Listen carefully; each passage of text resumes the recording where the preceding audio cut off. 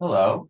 Welcome into WLOY. Sorry about that. Welcome to WLOY, Loyola Radio, streaming online at WLOY.org and Campus TV channel 111.1. You're listening to After the Whistle, Loyola's premier sports talk radio show, airing every Monday from 3 to 4 p.m. and every Friday from 1 to 2 p.m. Welcome to another week of the show. We're here on Monday, March 20th. I'm your host today, Jeffrey Bozzi, alongside my co-host, Jimmy Cody. Jimmy, how is your Monday going so far? Um, Very interesting weekend. March Madness was madness per usual. There's no doubt about that. We now have Princeton in the Sweet 16. FDU almost had a chance of being in the Sweet 16. That would have been absolutely insane. But some good games this weekend, some upsets. We saw Kansas go down. And I'm going to be honest with you, Jeffrey. I feel like this tournament is wide open, like wide open. It definitely feels that way. And we've seen a lot of madness happen early on, but there's a lot of great teams left. But I feel like everyone's kind of on the same playing field for the most part. And I definitely agree that there's not really one team I think that's sticking out. I do think there are teams that are sticking out more than others, but I do agree with you, Jimmy. This tournament's definitely wide open. And we saw a great slate of games from over the weekend. I know we talked about the first round for the most part on Friday's show, but I feel like we should probably discuss the second round games because there were a plenty of interesting games from the Saturday and Sunday slate. I'm not sure what Let's games stuck out to you, but No, let's just start off with all of them. I mean, the first one that took place was San Diego State and Furman. Furman had that awesome win over Virginia, but they weren't able to keep it going. They lost by 23 to San Diego State. And listen, the Mountain West has not had much success in the NCAA tournament, and that's been a thing for a couple of years. But San Diego State is now in the Sweet 16. And in all honesty, that kind of part of the bracket is kind of opening up now yeah, because they're going up against Alabama, right? They're the one, they're the five. But after that, I mean, in the same bracket, we saw Arizona go down. So it's like whoever wins that Alabama San Diego State matchup is going to put themselves in a much better place definitely. And and like a yeah, chance to actually go to the Final Four. yeah. And the thing with San Diego State, they kind of sneaked by Charleston in their first game, but they definitely looked like a way more complete team when they played Furman on Saturday. From start to finish, I just felt like they were definitely in control of the game. How about the Duke Tennessee game? I felt like that was definitely a bigger second round game, probably more than others. And Tennessee just came in and handled their business. And Duke was a popular pick by many to not only get to the second weekend, but maybe get to the Final Four just based on the recent play. But Tennessee came in and just absolutely silenced Duke's offense. Oh yeah, I mean the defense was phenomenal, holding them to only 52 points. There's not much that you can ask for, and I really liked Tennessee in this matchup just because I felt like Duke was due for a bad game. They had just been rolling so hot, and they really hadn't faced much adversity in that first game against Oral Roberts. Whereas Tennessee's kind of been battle tested because they've been fighting through injuries. The SEC is a very tough conference. Not to mention the conference tournament was a dogfight as well. And you know what? Defense ultimately was what prevailed. They held Duke to 27% from three. That's really good. That's what you want, 6 to 22. And meanwhile, they shot 42% from three. And that is a huge difference right there. When you just look at the 3-point percentage with the way the game goes, you need to make threes. And Tennessee obviously made more. That's the first place to start. They out rebounded Duke as well. That's another good place to be. And more than likely, I mean, when you think about it, I mean, Tennessee is a team that I think in this next matchup against FAU, would I be wrong to say that they should win that matchup? Like, No, you're not wrong. not They at should all. win Like, they that should game. absolutely should win that matchup. And in all honesty, if they win that, I mean, this is a team that I think everyone kind of counted out coming into the tournament. Like, when they saw that bracket, at least that portion of the bracket, and for them to possibly be in the Elite Eight. I mean, the spread's only 5, so I'm going to anticipate that game being a dogfight. But I don't want to count out FAU at all because they've had a great season as well. They've been ranked for most of the season, just like Tennessee has been. So I think it would be kind of wrong to disrespect them, but really good matchup that's going to be. And for Tennessee, the story just has to keep being their defense. I mean, I thought it was phenomenal. And FAU has been a team that's put up some points. Yeah, and the defense is definitely the thing that's keeping Tennessee in this tournament. And offensively, the question was coming in, how would they fare without Sakai Ziegler, who is their top dog, their best player? And I think those questions have kind of been answered. We've seen Santiago Vescovi chip in, but Olivier Nakamura, he had 27 points and he averages 11, so he kind of exploded. And so if you're getting that help from other guys without your best player in there, I mean, hey, this Tennessee team, I think you're right. They're definitely quiet. They've been kind of just sneaking along in this tournament. No one's really paying too much attention to it, but I think that's what they want. And I agree. I think they have a great chance to get to the Final Four. I would think in this FAU game, they would be expected to win. I mean, no disrespect to FAU. I definitely think Tennessee is better, but I don't know if things go Tennessee's way, they get by that game, and I don't know, they get a good match in the Elite Eight. I could easily see them getting to Houston.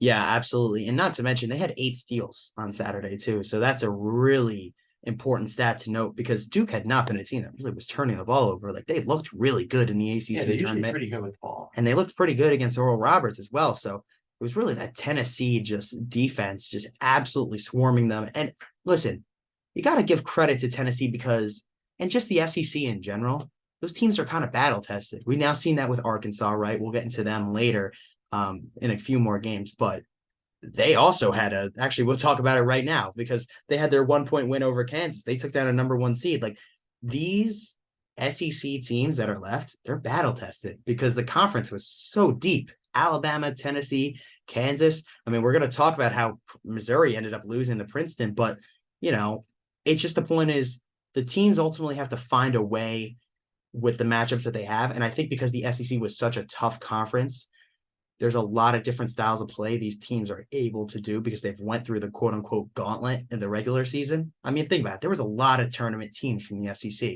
Yeah, and they're all battle tested. They all beat up on each other. It's great competition, and it definitely prepares you for games like this in March when it's going to go home. And like you said, we'll get to Arkansas now. That game was just nuts because you thought Kansas was kind of in control for the majority of it, and they looked good at half. They slowly, yeah, like you said, they looked pretty good when they were up 8 at the half, and then Arkansas slowly was chipping away. And shout out to Devontae Davis, he was by far the best player in Arkansas. He had 25 points, and also he had Ricky Council, the 4th, chip in with 21. And he's a very good player as well. Shots down the stretch. The second half for Arkansas really was the offensive explosion. That was where they dominated. It was a combination of, I felt like it wasn't great defense. I just felt like they made the timely plays and their offense just in general was better in the second half than it was the first. I mean, it needed to be when you kind of consider where they were. They were down like 7 at halftime. So they had to play. They were also down 10, I think, midway through the second half. It was an offensive explosion. They came back right away. Yeah, it was kind of a slow comeback, and they kind of just chipped away at Kansas' lead, and they ended up, like you said, making those timely shots and timely plays down the stretch. Yeah, and it was when you think about it, it was kind of a momentum building win for Arkansas because you look at what their next matchup is. Obviously, they came in as an 8, and now they're going to be going up against UConn, right? And I would say either of those teams could win. Now, UConn looks like a really strong team, especially after their win yesterday. They look pretty good. There's no doubt that they rank very highly with the way they play on both ends of the floor.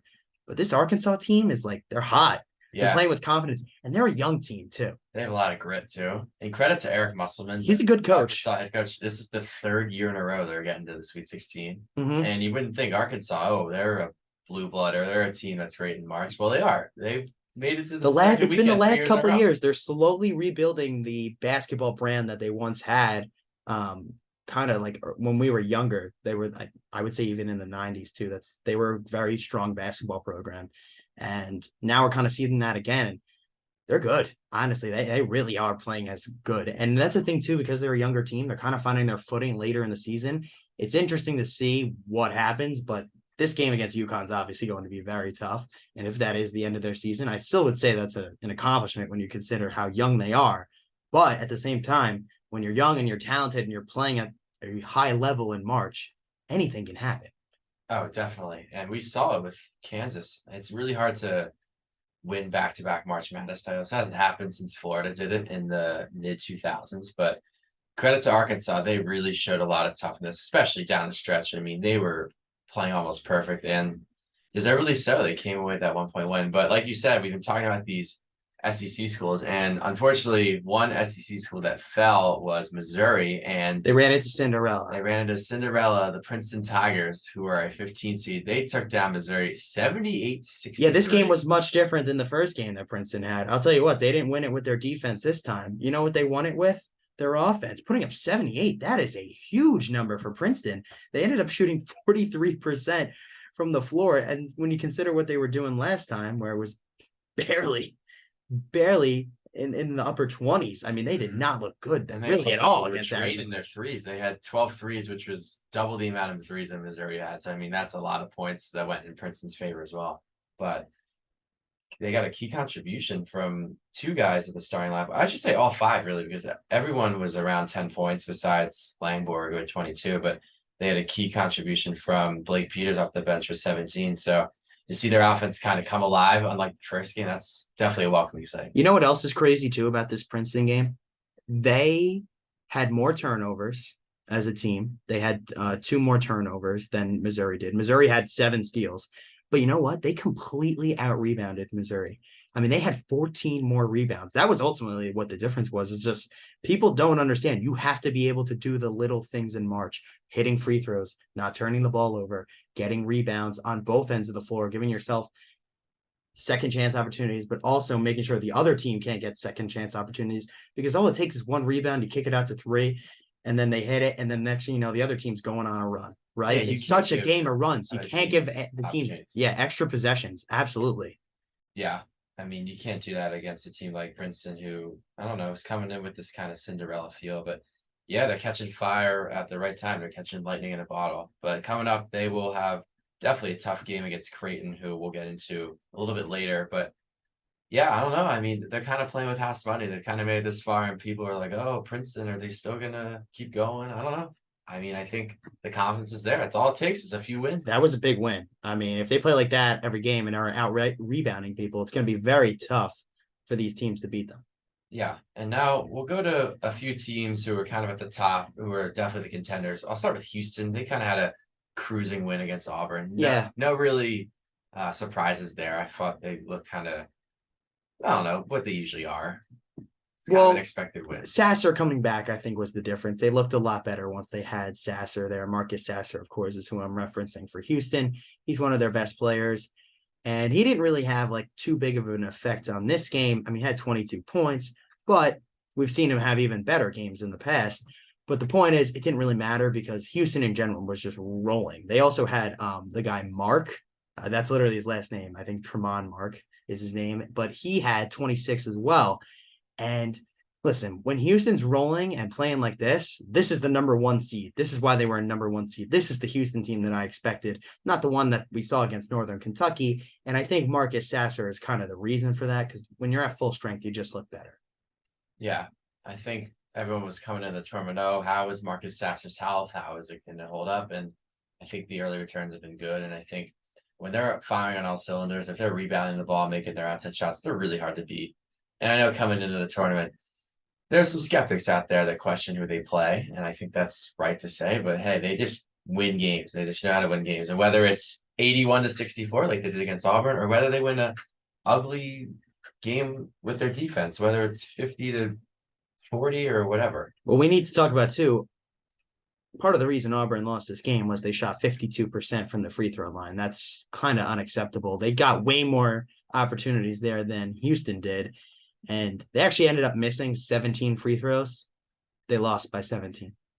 Wow. Yeah. I So mean, that's turnover, very ironic how that turnovers and worked free out. throws, turnovers, rebounds, free throws. They also got out rebounded. Those are the biggest 3 things. We sit here and say it every game.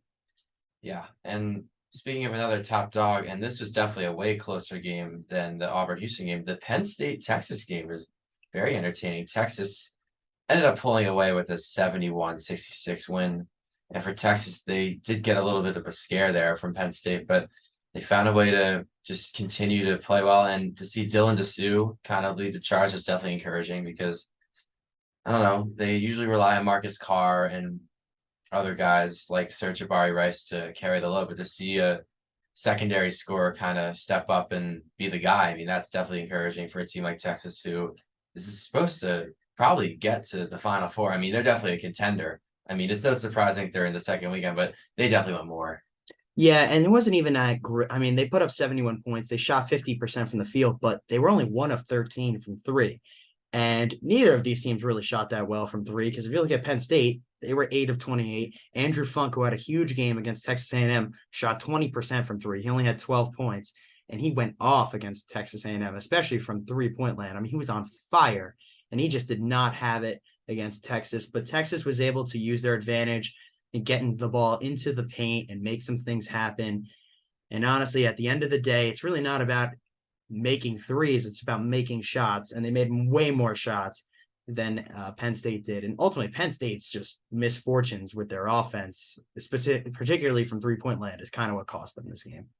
Yeah. And they were completely killed on the boards, too. I mean, Texas is a pretty strong interior team, like kind of underrated, I'd say, in those areas. Like one of the better rebounding teams in the tournament. Especially having Timmy Allen down there. He makes such a difference. And I just think they have so many guys they can just throw in there and kind of wreak havoc.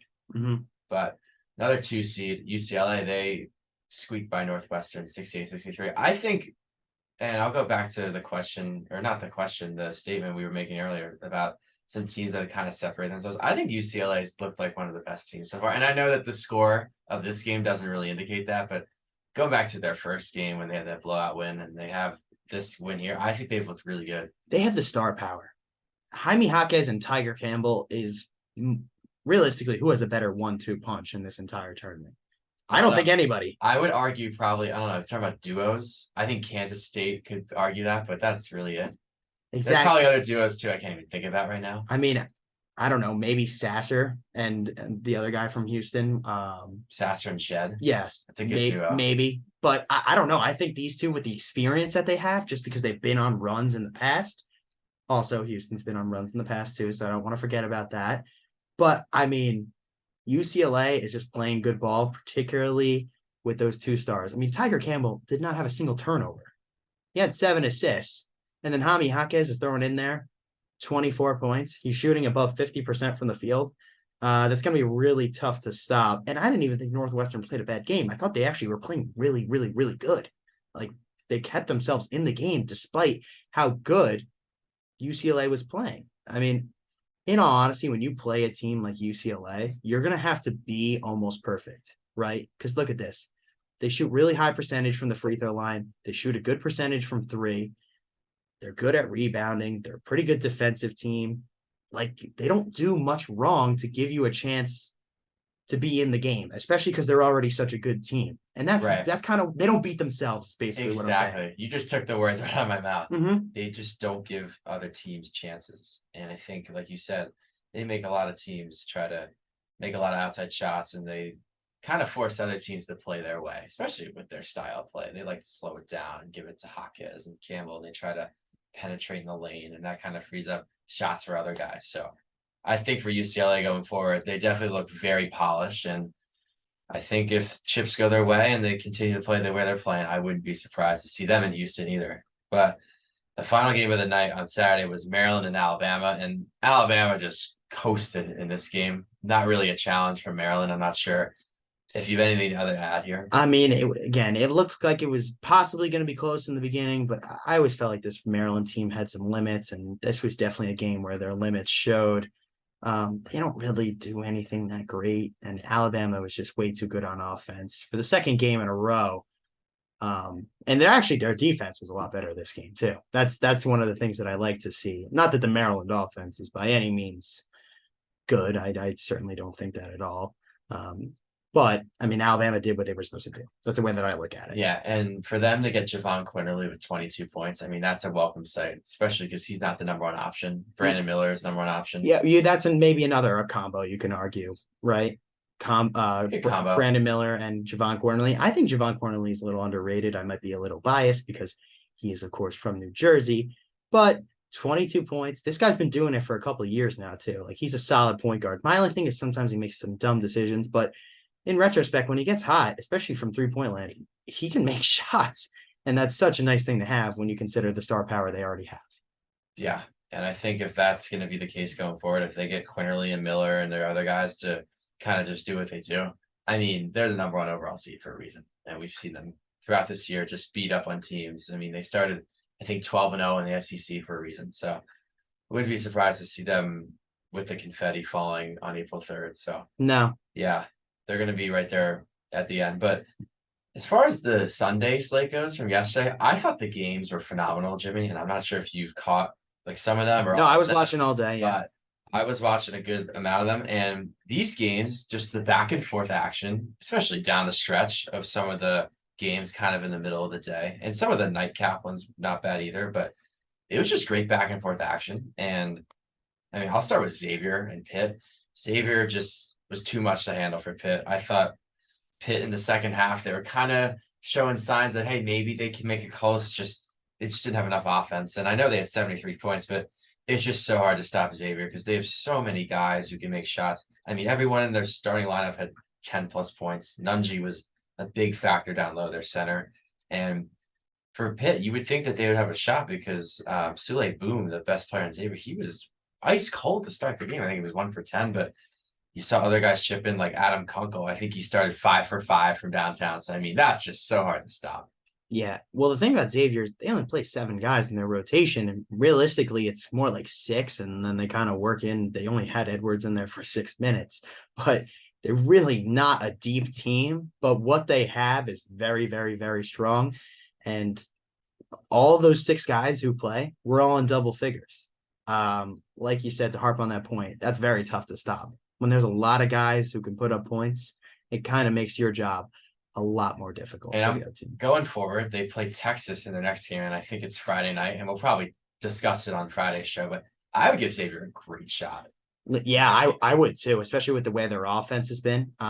Teams are kind of similar too because they have a lot of guys who can score. I think too, it's going to be a tough matchup for Xavier, just because I don't know if they really have the strength, especially on the boards, that Texas kind of has. And Texas, let's be honest, it's just a little bit of a deeper team. Right.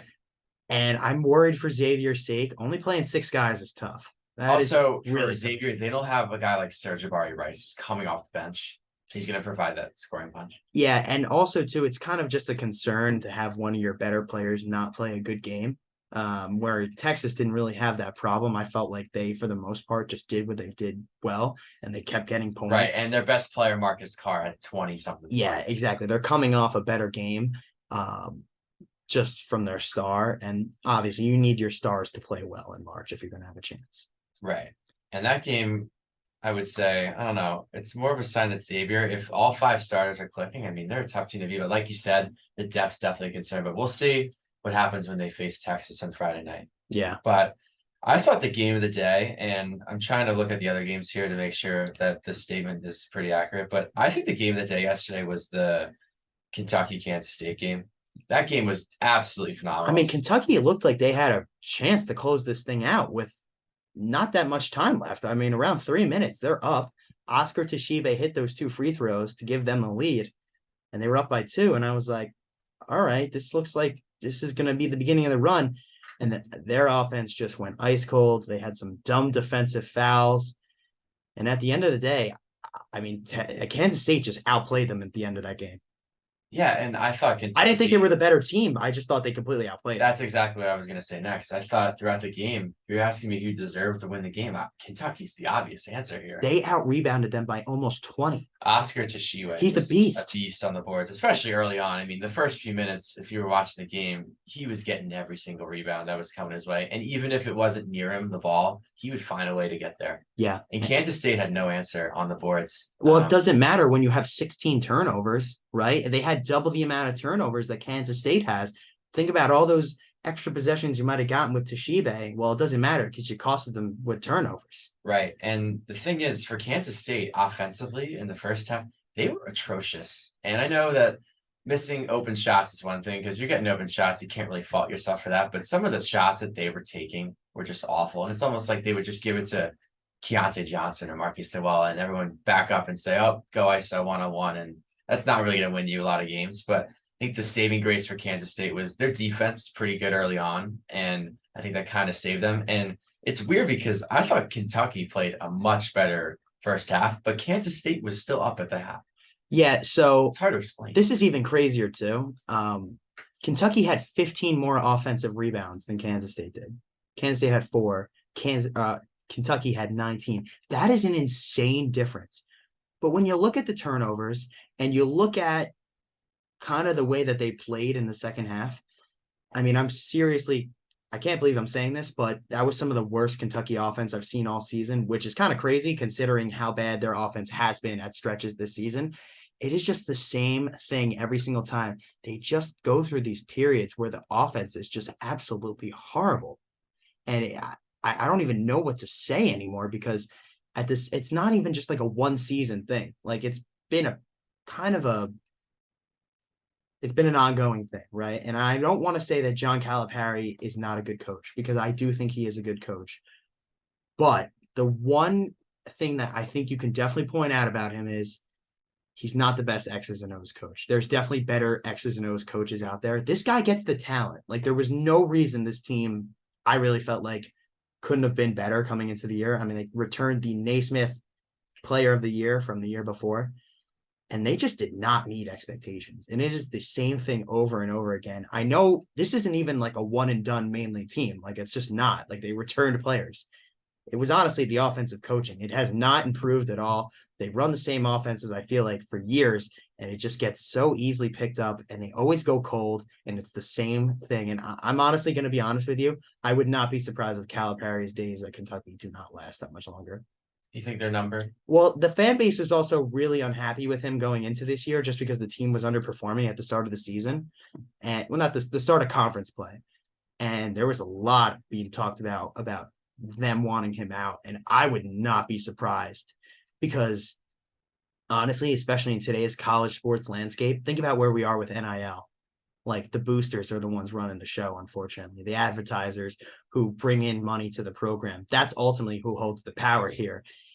And John Calipari, despite his success, you could also make the case, just really hasn't lived up to the expectations besides that. But it would also be unfair to say that because he has won a national championship. It's just that there's such a high bar at Kentucky, and I feel like there's a lot of times where they can go over that bar and they just never really do. Yeah, I thought coming into the year, like you said, they returned a lot of guys, and you thought that maybe they would get pretty much a little bit better, but they were kind of a team that was ranked in the 20s for a few stretches, and they were kind of having like a decent season. But I you mean, thought they were unranked for a lot of the season. yeah, Too. and but even with all that being said, you still thought they could probably make somewhat of a run in March, just because I thought coming into this game they would definitely have a great shot to win, and I thought they were actually going to win. I was just shocked that I don't know, Kansas State, they just made, I guess, timely shots. And for Kansas State, I think Marquise Noel is obviously the reason why they won. I mean, he was phenomenal yesterday. And he didn't really get much help from Keontae Johnson, who's the number 2 option on the team. He was just pretty efficient. He did have that huge step back 3 that kind of iced it. But for Kentucky's sake, I was just shocked that they weren't able to pull out because in addition to Sheway, Wallace was phenomenal. He had a great game, and Kansas State didn't really have an answer for him. So I thought those 2 guys were going to kind of carry Kentucky, but Reeves being bad not. was kind of the end of things too. Yeah. I mean, 1 for 15 is just unacceptable. I mean, you're never He going to was be getting good looks too. Yeah, and honestly, he's a very streaky player. He has been all season. If you go back a couple weeks ago, his game against Arkansas, he just kind of caught fire. It was a road game, and he ultimately, I thought, was kind of the reason they ended up winning that game. But at the same time, too, when you're hot, and then when you're not, you're not. And they were not on this day, especially from 3-point land. 4 for 20 as a team, but it's not really you can't really make that excuse just because Kansas State didn't shoot that great from 3 either. Right. It's one of those tough games, though. It could go either way. Yeah, I mean, if you look at it, it was the difference was the turnovers, the shot making, and the timeliness of it. And then, despite the fact that Kentucky dominated the boards, they weren't really able to take full advantage of it. Right. So another game I thought that was really good yesterday was the Michigan State Marquette game. And I know we have a lot of games to cover in a short amount of time, but I think this game probably deserves a little more attention than the others just because of how good it was. And Michigan State, they pulled off the shocker, 69-60. They take down the 2 seed Marquette. And coming into the tournament, Marquette was playing really well, especially in that Big East tournament. They kind of just ran through everyone, especially in that final against Xavier. Because if you just take that game alone, they looked like a team that could easily win the national championship. And then to see them go out yesterday, it was honestly just very stunning. Yeah, I was very surprised. MSU put together a pretty good game plan. I thought honestly defensively was where they kind of dug in their heels and ultimately got that was what got them the win. I mean, holding Marquette to only 60 points is very impressive. Very impressive. Especially too when you consider the fact that Michigan State was 2 of 16 from 3. I mean, that is rough. And then especially because Marquette was 11 to 27, they were shooting 40% from 3. I mean, that is such a disparity in that areas. And when the game is so similar in the other areas, like the turnovers and the rebounding, some places got to make a difference. And it seems like the defense ultimately was what it was. And credit to Tom Izzo, because I didn't think this team was more talented than Marquette. They just ended up playing better.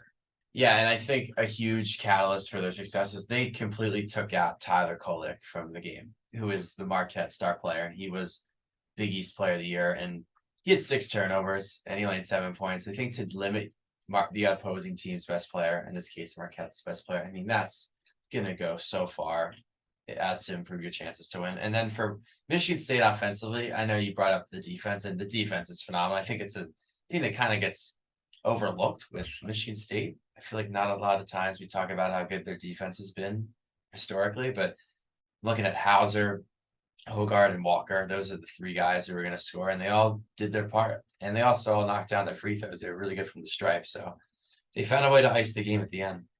Yeah, I mean, I can agree with you. The stripe's important. You got to hit your shots there.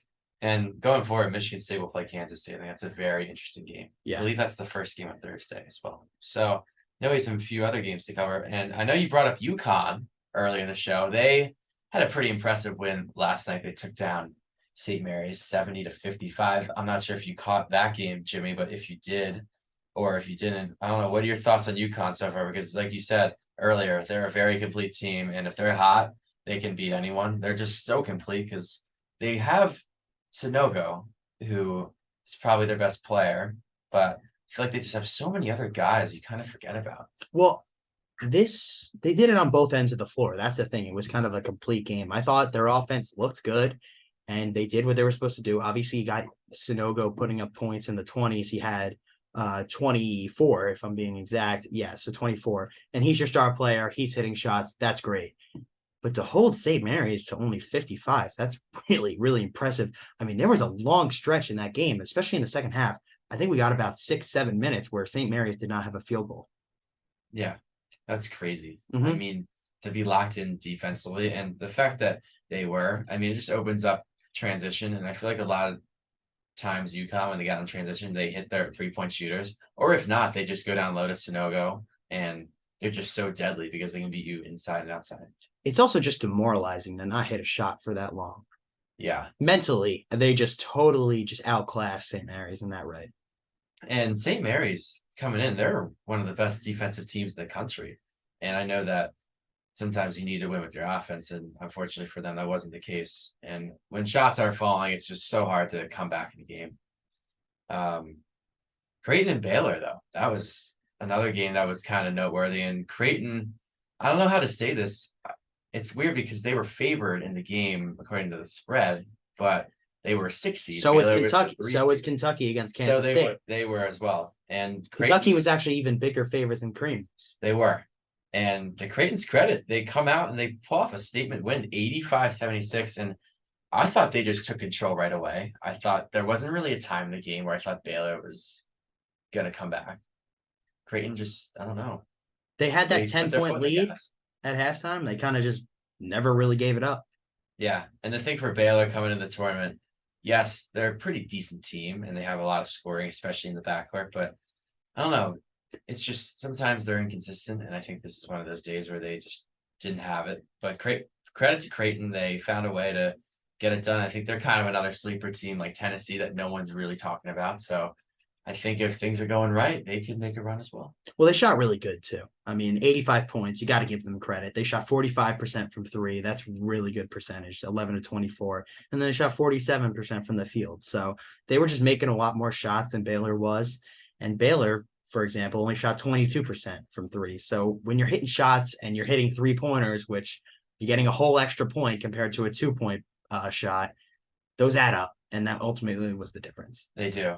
And then I know we're running short of time here before our break, but FDU and FAU, Fairleigh Dickinson against Florida Atlantic. That was one of the surprise second round matchups. And for a second, Jimmy, I thought FDU, they were going to find a way to shock the world again. Unfortunately, they came up just a little bit short.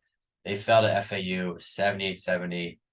And yeah, the dream run ends. But for FDU, I mean, they've got to be proud. Yeah, certainly got to be proud. It was a great run. I mean, beating Purdue is impressive no matter when it comes. So shout out FDU for the great memory. The second 16 seed ever to pull off that upset.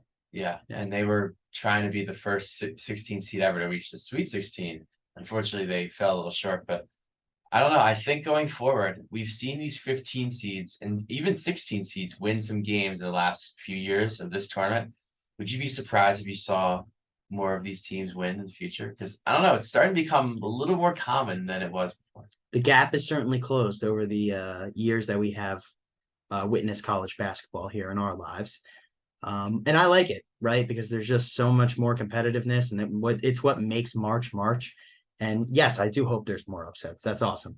And then the final two games for the night were Miami and Indiana, and then TCU and Gonzaga. Miami pulling off a statement win, 85-69, and then Gonzaga, for the most part, they looked pretty good. They got a little bit of a scare at the end from TCU, but they held on and won 84-81. Timmy with an awesome game. Yeah. True Timmy played fantastic, 28 points.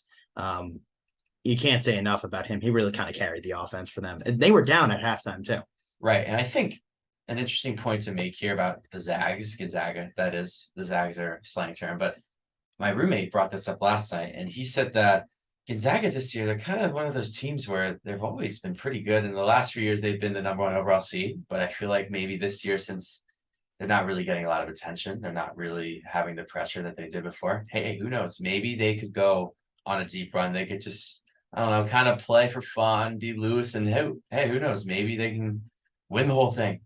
They're definitely a team that's not getting talked about. I'll give them that. That's for sure. And I think going forward, that's going to be a dangerous opponent for UCLA, who they will face on Thursday night. Yeah, that is going to be a dogfight of a game. That's going to be a mammoth showdown. And then I'll add one more point about Miami. I think they're another team that is going to get kind of overlooked, not talked about too much. I think if they're making their shots, they can beat anyone because they can really score. They have a lot of options. So yeah, Isaiah Wong's a really nice player.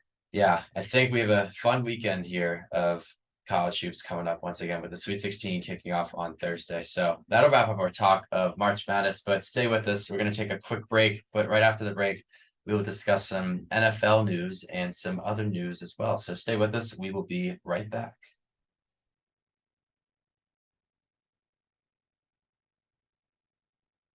Welcome back to WLOY, Loyola Radio, streaming online at WLOY.org and Campus TV channel 111.1. You're listening to After the Whistle, Loyola's premier sports talk radio show. I am Jeffrey Bozzi alongside my co-host Jimmy Cody. We were talking all things March Madness before the break, but we're going to shift our focus now to the NFL. We have some interesting off-season storylines that we have to discuss. And Jimmy, we'll start with CJ Gardner-Johnson. He signed a deal with the Detroit Lions. I believe it was a 1-year, $8 million deal. Yeah, it was. And which is kind of low. Just take it away. What are your thoughts? Well, I mean, let's start with who CJ Gardner-Johnson was. It was a 4th round pick that you guys ended up trading to New Orleans for CJ Gardner-Johnson. I believe so. And that is the Eagles. And it was the Eagles. And he ended up leading the NFL in interceptions this year. He was in a tie. He got moved from kind of like a corner nickel spot with the Saints to playing more so safety with the Eagles, and he had a huge success this year. And that was like the guy that at least it seemed like the Eagles wanted to keep the most, just because he was younger than Darius Slay and James Bradbury, and he also was so versatile. However, though, they ended up keeping both of those guys, and it looks like based on the reports, the Eagles offered CJ Gardner-Johnson a multi-year deal, and he did not take it. So it seemed like the Eagles were kind of done and were like, all right, we're just going to keep James Bradbury and Darius Slay. They ended up getting them, I think, on pretty friendly team numbers, considering they still even had a chance in some people's minds to bring Gardner-Johnson back. But that was actually never an opportunity because it seemed like he was moving on. And for him, he's coming off his best season, and I didn't think that was a contract that was that great. So I think mistake there by his agent. He's going to need to put up another really good season to get a big number, which is tough for a safety. Only so many of them get paid. And probably the highest paid one now is Jordan Poyer and Minka Fitzpatrick, deservedly so. Another one is Kevin Byard, so we'll actually talk about him in a second. He's from the Titans. But Jeff, what do you think? I mean, I honestly, I don't think it's as irreplaceable as like some people are going to make it out to be. For the Lions, I think it's a good move. They're up there, they're solidifying their defensive backfield. Their corners are still not good, but now they have two safeties that I think are pretty good because the other guy, Kirby Joseph, was a rookie, and he was the one who picked off Rodgers a couple of times. So he had a good rookie year. Now you pair him with CJ Gardner-Johnson. They're trying to build it up. Lions look like a decent team, but I think this is going to affect the Eagles way more. Yeah, so from the Eagles standpoint, it's just interesting, I think, how the whole process went down because it started with reports initially saying, oh, if the Eagles have to use their franchise tag, they're going to use it on CJ Gardner-Johnson. And so I thought, okay, so it seems like that the Eagles really want to keep him.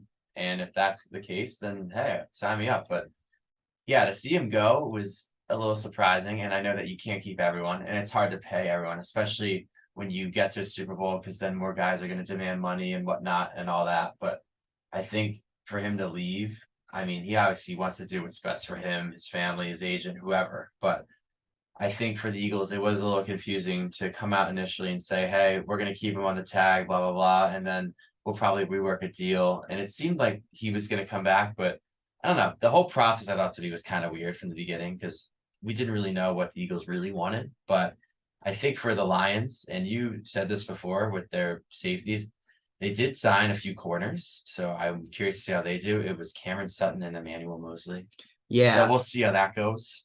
But it definitely seems like they're trying to upgrade the secondary. And for they a team are. that's kind of on the rise, and I know you can laugh at the Lions all you want just because they're the Lions and they haven't really been relevant, at least in our lifetime, but No, they they're haven't. definitely making moves. No, they're certainly making moves. People are trying to take them more seriously. Yeah, they're certainly making moves. I'm not willing to put them at the class of the NFC like some other people are. But I mean, during last football season, I was a pretty big Lions supporter. I said I thought they were going to make the playoffs. They obviously didn't, but that was like an expectation I could have realistically seen happening. They still went 9-8. They had a good season, whatnot. But at the same time, they're still got some holes. And this is one, but they still have a lot others to kind of replace. Like, here's the thing, too. Jared Goff had a really good year last year, right? But I could totally see Jared Goff regressing. I mean, it's possible. Like, who is the real Jared Goff? Is he last year? Or is he those years with the Rams where he was Or was he the year before with the Lions where he was really meh? But the one other thing that the Lions do have going for them, which I don't really think will cause Jared Goff to take any step back, is they have a really good offensive line. They just got to get some more skill players, especially at receiver. But yeah, Jameson Williams should be coming back this year. having him healthy for a full year is going to be huge. Yeah, because he was kind of a non-factor for them last year. And hey, if Amon-Ra St. Brown, if he's anything close to what he was in 2022, I mean, that's another top flight wide receiver too. Certainly. And then let's talk about another move that was made, and that was Adam Thielen going to the Panthers. We know they hold the number 1 pick. They traded DJ Moore. I'm going to be honest, I don't really know what better upgrade they could have made at receiver except for that one. Yeah, it was a really good move. And I thought I was a little surprised when the Vikings cut him, maybe just because he's kind of a household name, but no, it's just cap reasons. I don't think he wanted to take a pay cut, and they had no choice. Right. And I think to fill the DJ Moore void, I think this is a good guy to do it. And I'm not sure if you saw this. I just got this notification 11 minutes ago on my phone. Apparently, he told Pat McAfee he thinks that there's a quote unquote real chance that the Panthers can win the Super Bowl. Whoa. I'm not. I've been a supporter of the Panthers recently just because I like the things that they have working for them, right? They have a good O-line. They have a good D-line. Look at the teams who were the last 4 teams last year. What do they all have? A good O-line and a good D-line, except for the Bengals. That was the one thing they didn't really have, was a good O-line. It ultimately was their downfall, but they had a really good, strong D-line. Their O-line looked good the week before against the Bills, and they put a lot more money into it last year, put even more money into it this year, so they know the importance of it. But when you look at, like, what a quarterback's going to be going into, there's a lot worse situations. I'm telling you, CJ Stroud, if he goes there, he has a chance to succeed. Bryce Young, if he goes there, he has a chance to succeed because Frank Reich is a good coach. The O-line is good. They're making moves now. They're getting some targets. I would like for them to get another receiver, though. That would be my one area. I would just try and get one more veteran. I mean, DJ Chark is still out there. That wouldn't And be a I bad was move for actually them. going to bring that up. Apparently, the Panthers met with him on Friday, so there might be some interest there. Yeah, honestly, I don't think that would be that bad. The thing is, Thielen's not a long-term fix, though. And they also have Terrace Marshall, who is not bad. He showed potential at points last season. And then they also have Hayden Hurst. The Right. offense could be a lot worse. That's what I'll say. Hot take, though, I don't think the Panthers are as far off from a Super Bowl, at least in the NFC perspective, as people might make them out to be. Because what if a quarterback comes in as an instant star? I mean, you could realistically make a case if CJ Stroud goes in there, has an awesome season, he could be the third or fourth best quarterback in the NFC. The NFC is just not that strong. I mean, Right. the Eagles, Especially with the impending news that Rodgers might go to the Jets, which would be an AFC team. certainly, right? So he would be leaving. We already have Tom Brady making an exit. Realistically, who are the good quarterbacks left? Hurts is I guess, the only elite one, I'd say. I have concerns about Stafford. I don't really know what I'm going to be getting from some of the other guys because Jordan Love's a question mark. Yeah, Kirk Cousins is solid. Kirk Cousins is solid, but he's still a question Kyler mark. Murray's injured. Kyler Murray's Geno injured. Smith's solid. Solid, but he only had one good year, so it's like not consistent. So we'll see. Daniel And Jones. you got Dak and Daniel Jones.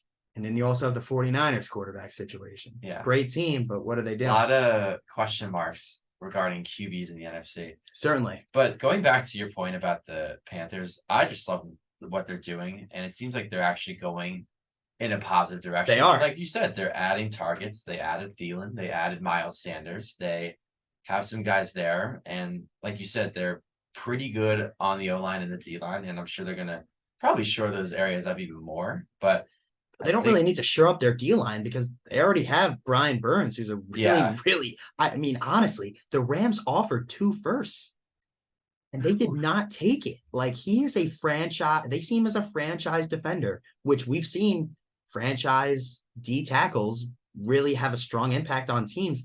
They're not going to want to just give that up. Like, they have some solid guys. And he's not a D maybe tackle. They'll try to plug in people and see if these combinations work. But I think the key for them, like you said, you brought up the hypothetical situation that CJ Stroud goes there. If they nail the number 1 pick with him or Bryce Young, I'm assuming it's going to be one of the two. Mm-hmm. I mean, if they nail that, that could go a long way. Not just winning the NFC South, but I don't know, maybe they make some noise come January. We'll see.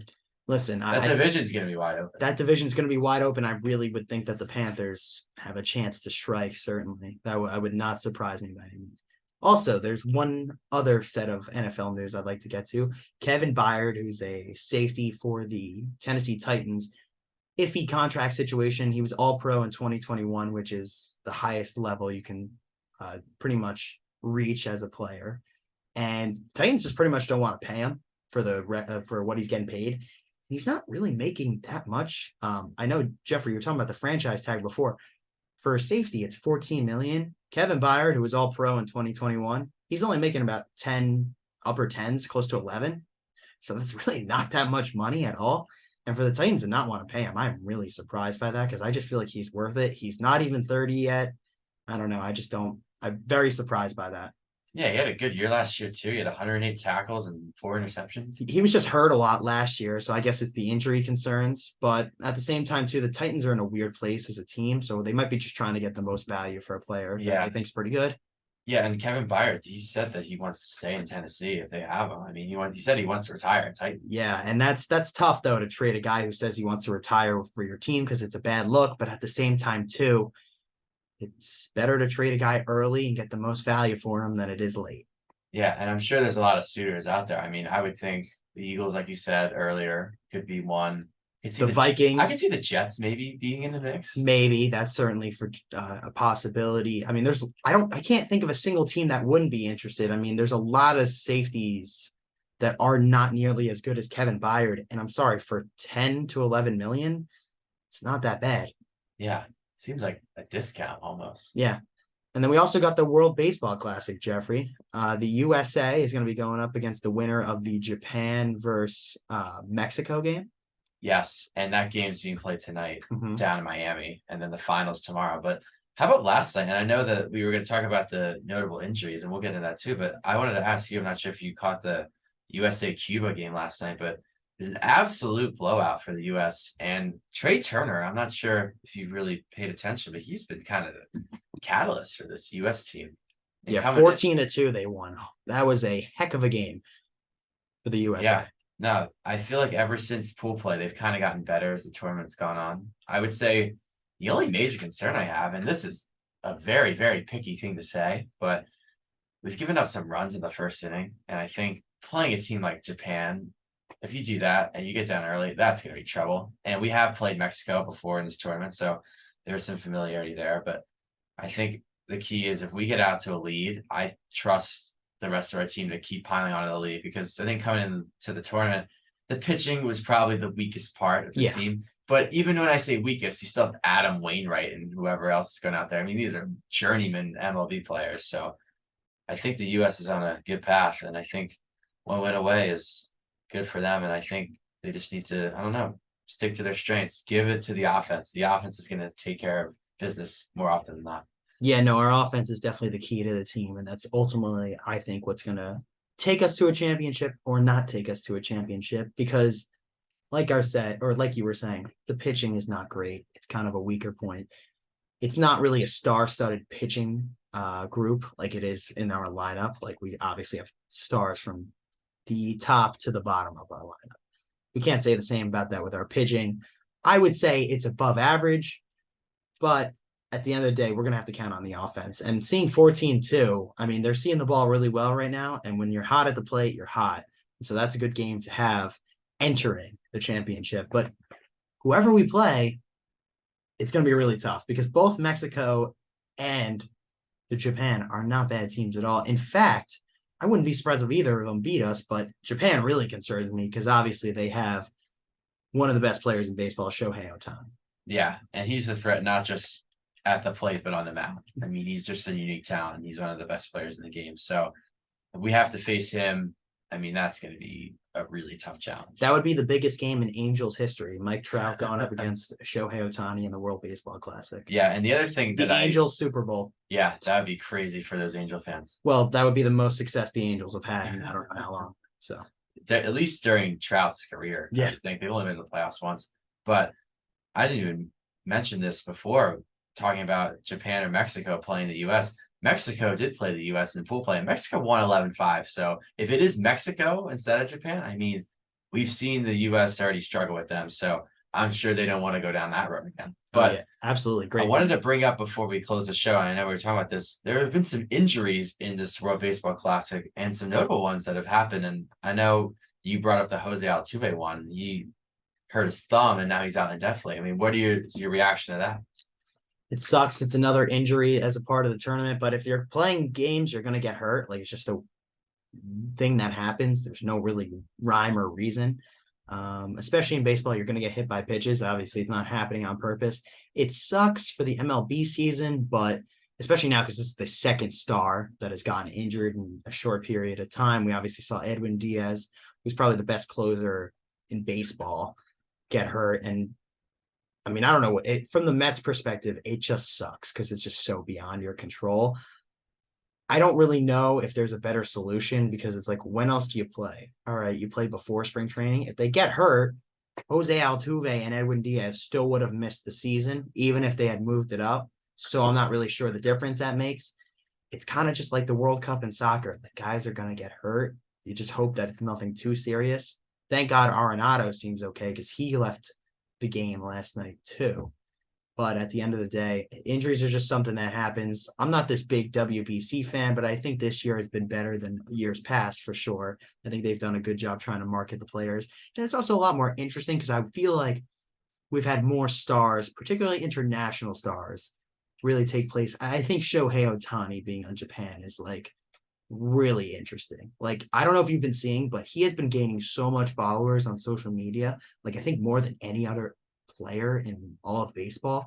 So it's kind of something that I guess is good for the game, like realistically. Like it's just helping spread the goodness of baseball. And Shohei Ohtani realistically is the coolest thing that we have seen in I don't know how long. Yeah, we haven't really seen a player that can pitch and hit, At such especially a high to that level. level too. I mean, we've seen him throw 95, 100 on the mound, but we've seen him hit bombs at the plate. I mean, he's just so good on both sides of the plate. But the interesting thing too about the Altuve and Diaz injuries, and this I think makes it more frustrating, especially for the Diaz injury, is that Diaz got hurt not even in the game. It was during the post-game celebration. Well, that just might be the Mets factor coming in, right? Like maybe just the Mets are cursed. Like no, realistically, like I mean, it sucks. the Mets are just cursed, man. Like they blew that game. And Altuve's, for comparison, he was hit by a pitch. Yeah, so that's just more like in the game. I mean, Both injuries are just tough luck. It sucks too because they're both very good players. I mean, Altuve is, I don't know, is he arguably the best player in the Astros? Yeah, I mean he's the prime part of the Astros. Let's He's put it that definitely way. an integral part of the Astros. And then you look at Diaz, and you said it before I said this, but he's the probably best closer in MLB. So Mhm. yeah, I mean, as a Yankee fan, I can't help but kind of think, oh, it's the Mets and the Astros who are dealing with these problems. Oh well. I mean, it is what it is. I mean, listen, the Yankees had their own problem. Didi Gregorius got hurt when the last one happened. So it is what it is. yeah, it's just tough luck for both of those guys. And we'll see when they come back. Diaz is definitely going to be out for a while. So Yeah, he's not gonna play this year. I don't think so. There was some report I saw that he might come back in September, but it kind of depends It's on an a lot of things. ACL. Like he's gonna have to push off Yeah. that leg. I'm not sure how much truth there is to that report, but that's just a lot you have to come back from. We don't really see that injury in baseball. So Right. The Altuve injury, I don't know. The reports are making it seem like it's not going to be too long, but they also did say indefinitely. So I think the word indefinitely is a little scary. I would think at least he's not at least gonna be back until the end of May. I would say I would be surprised before Memorial Day. Yeah. So definitely for the World Baseball. Because you got to Classic. grip the bat. Yeah. There's been some crazy injuries and some notable injuries like we've talked about, but it's definitely been a good tournament. And we'll see if the U.S. can come out on top on Tuesday night. So we'll definitely tune in that. But thank you very much for listening to the show. We will be back on Friday. We'll have some guests on the show.